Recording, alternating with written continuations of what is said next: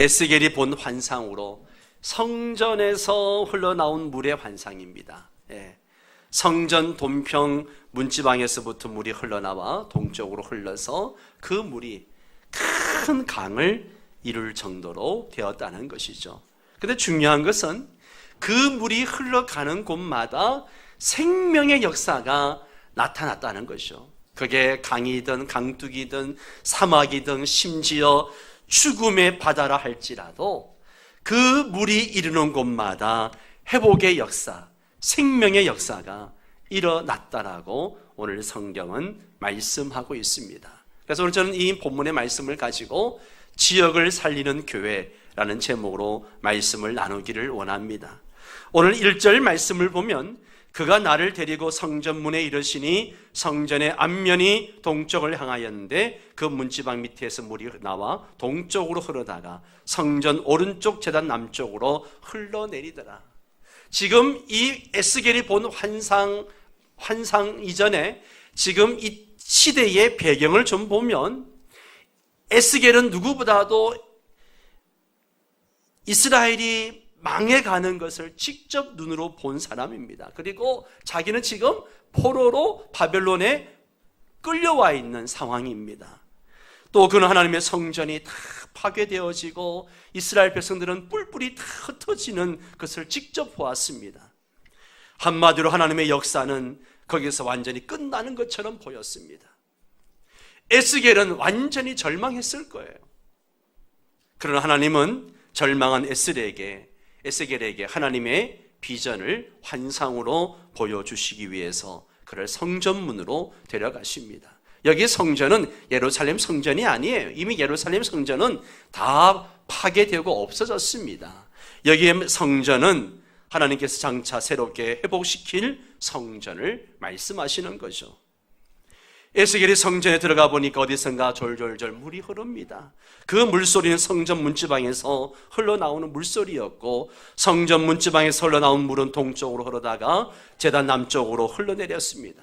하나님은 에스겔에게 성전 문지방에서 물이 흘러나오는 비전을 보여주셨습니다. 물은 무엇입니까? 물은 우리의 목마름을 해결해 주고 그리고 생명체에게 생명을 공급해 줍니다. 메마른 대지를 비옥하게 만들고 열매를 맺게 만들고 더러운 것을 깨끗하게 정결케 해주는 역할도 합니다. 물이 없는 세상을 한번 생각해 보십시오. 제 제자 중에 한 자매가 에티오피아의 평신도 선교사로 남편과 나가 있습니다. 이제 매 정기적으로 선교 소식을 전해오는데 그런 얘기를 합니다. 에티오피아다 보니까 전기도 자주 끊어지고 수도도 자주 끊어진다고 합니다. 한 달에 한두 번씩은 전기가 끊어져서 일주일씩 안 들어오기도 하고 물도 안 나오기도 하고. 여러분, 전기 없는 게 불편할까요? 물이 없는 게 불편할까요? 네, 전기가 없으면 그냥 촛불 켜면 되는 거예요. 그러나 물이 없으면 너무너무 힘들다라고 이야기합니다. 특별히 아이들이 어린데 그들을 키우기가 너무 힘들다고 이야기를 합니다. 전쟁터에서 부상당해 누워있는 병사들이 외치는 소리가 뭡니까? 아, 배고파, 밥 좀 주세요. 그렇게 외칩니까?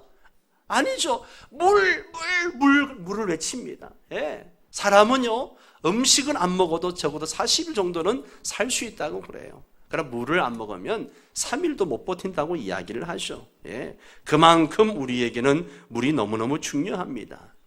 이러한 물이 성전 문지방에서부터 흘러내린다라고 이야기하죠. 그럼 이 성전이 무엇을 의미하는가? 첫째로 이 성전은요, 하나님의 보좌를 의미하는 것이죠. 여러분, 요한계시록의 말씀을 보면 이 에스겔 환상과 거의 비슷한, 거의 똑같은 그런 말씀이 있습니다. 22장 1절 2절 말씀을 보면 또 그가 수정같이 맑은 생명수의 강을 내게 보이니 하나님과 및 어린 양의 보좌로부터 나와서 길 가운데로 흐르더라. 강 좌우에 생명나무가 있어 12가지 열매를 맺되 달마다 그 열매를 맺고 그 나무 잎사귀들은 만국을 치료하기 위하여 있더라. 오늘 에스겔 환상과 거의 똑같죠. 수정같이 맑은 생명수의 강이 하나님과 어린 양의 보좌로부터 흘러나왔다라고 이야기합니다. 뭘 말하는 겁니까? 하나님만이 생명수의 근원이 되신다는 겁니다. 아멘입니까? 또 예레미야 2장 13절 말씀도 보면 이런 말씀이 나옵니다. 함께 읽을까요? 내 백성이 두 가지 악을 행하였나니 곧 그들이 생수의 근원 되는 나를 버린 것과 그것은 그 물을 가두지 못할 터진 웅둥이들이니라. 아멘. 여기서도 보면 생수의 근원 되는 나, 생수의 근원 되는 나. 하나님은 계속해서 하나님 당신이 모든 생수의 근원이 되신다라고 말씀하십니다. 성도 여러분, 하나님은 생수의 근원이십니다. 다른 말로 하면 하나님은 생명의 근원이십니다. 모든 게 하나님으로부터 시작될 때 살아나는 역사가 나타납니다. 풍성한 역사가 일어나는 것이죠. 하나님이 없는 계획과 열심은 밑빠진 독에 물붓깁니다. 물을 가두지 못하는 터진 웅덩이라 그렇게 말하고 있는 것이죠. 여러분, 오늘 내가 세운 모든 계획과 내가 하는 모든 일들을 한번 점검해 보십시오. 그래서 그 모든 것이 생수의 근원 되시는 하나님으로부터 시작되는 그런 은혜가 있게 되기를 바랍니다. 하나님 없이 내가 열심을 내고 내가 최선을 다 해보지만 안 되는 이유가 있습니다. 왜냐하면 밑빠진 독에 물 붓기 때문에 그렇습니다. 생수의 근원 되시는 하나님의 도우심과 축복이 있어야 합니다. 두 번째로 이 성전은 예수님을 상징하는 것이죠. 성전에서 물이 나왔다는 것은 예수님으로부터 생수가 흘러나왔다는 것입니다. 구약시대의 성전은 하나님이 계시는 곳을 의미합니다. 신약시대에 와서 성전은 예수님 자신을 바로 성전이라 그렇게 말씀하고 있는 것이죠. 성전 대신 예수님에게서 생수가 흘러나온다는 거죠. 요한복음 7장 37절 38절을 말씀을 같이 읽을까요?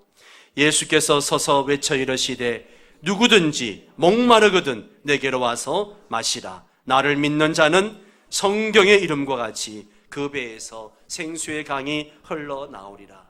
여기에 배는 우리의 장기가 들어있는 배를 의미하는 게 아니고요, 예수를 믿고 변화된 우리의 속사람을 의미합니다.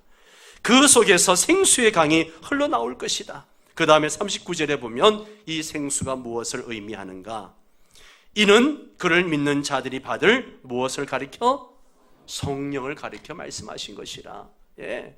그러니까 우리 속에 터져 나오는 생수, 이 생수가 뭐냐? 바로 성령을 말씀하는 겁니다. 그런데 우리가 성경을 보면 성령님은 항상 말씀과 같이 역사하는 것을 보게 됩니다.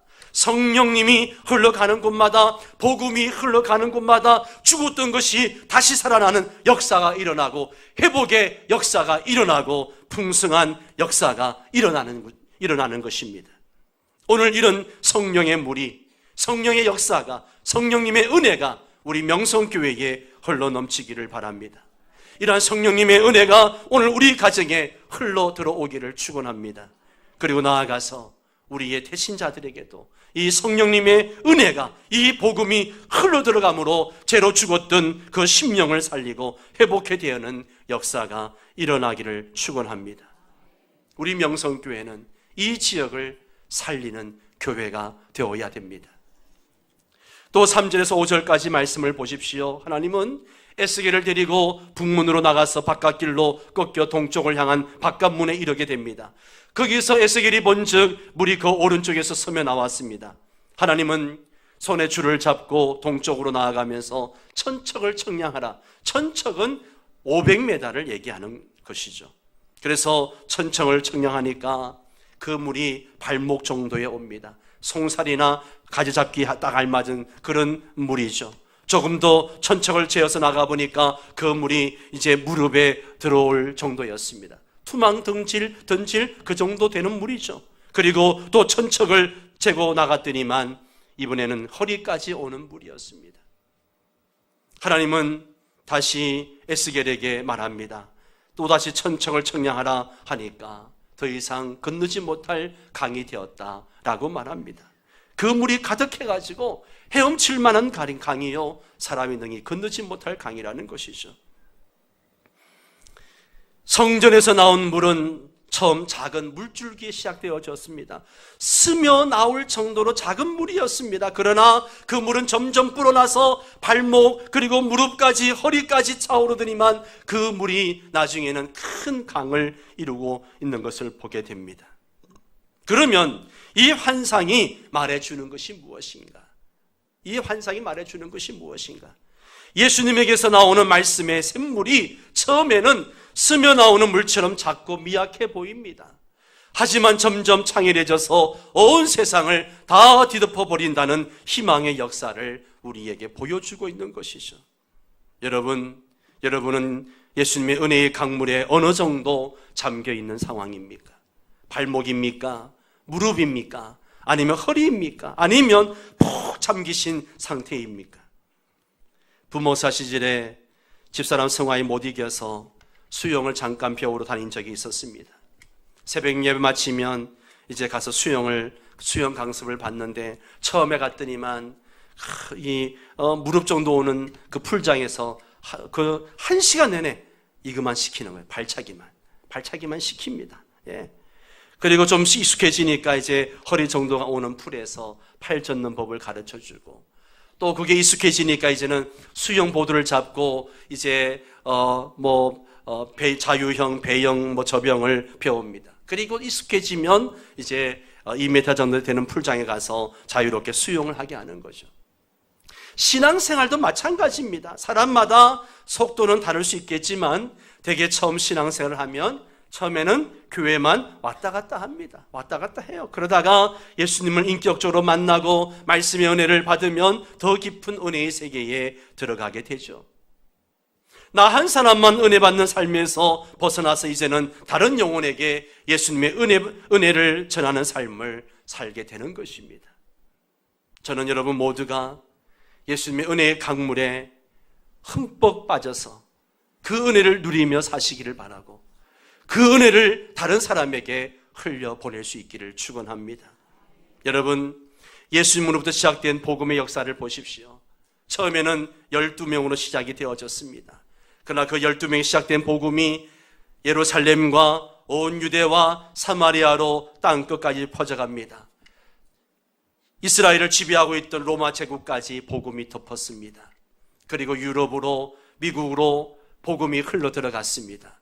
마침내 130년 전에 그 복음이 이 조선 땅에 들어왔습니다.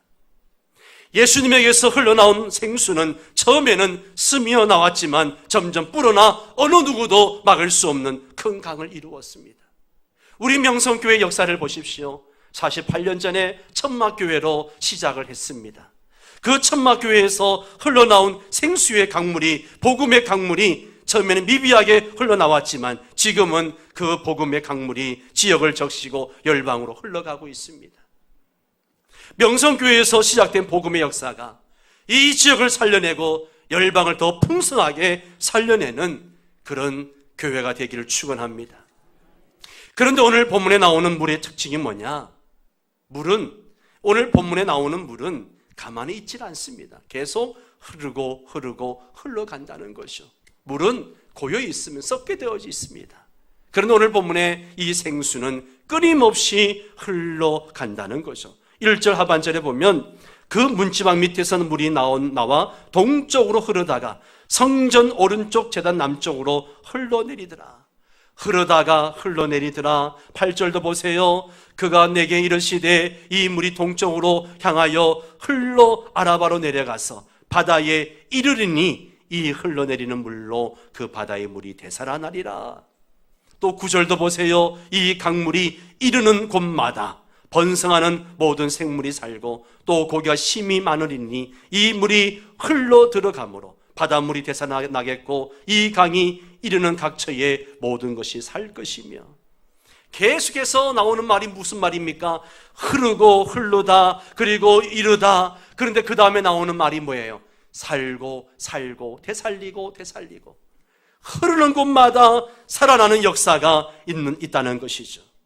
성령님의 특징은 흐르는 것입니다. 우리가 성령 충만할 때 그 성령 충만함이 다른 사람이 흘러 들어가는 거예요. 구역장에 성령 충만하면 구역원들에게 성령 충만함이 흘러 들어갑니다. 교사가 성령 충만하면 그 성령 충만함이 아이들에게 흘러 들어갑니다. 우리 교회가 성령 충만하면 그 은혜가 이 지역사회로 흘러 들어갑니다. 우리 교회 때문에 지역이 살아나게 되는 것이죠. 이 원리를 아는 사람은 사람을 만나도 아무나 만나지 않습니다. 왜요? 그 사람에게 있는 것이 내게 흘러 들어오거든요.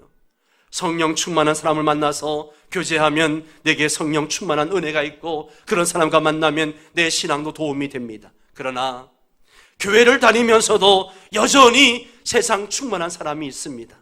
술 좋아하고 놀기 좋아하는 그런 사람과 만나 교제하면 세상 충만이 내게 들어오는 거예요.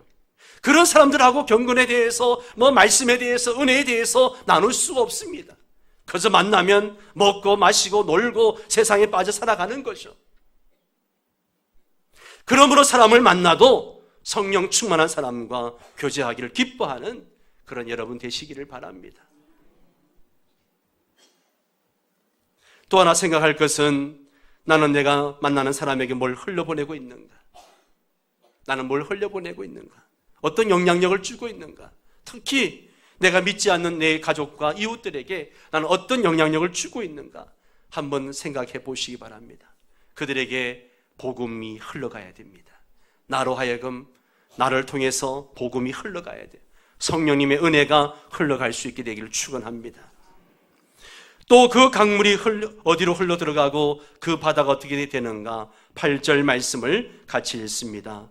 그가 내게 이르시되 이 물이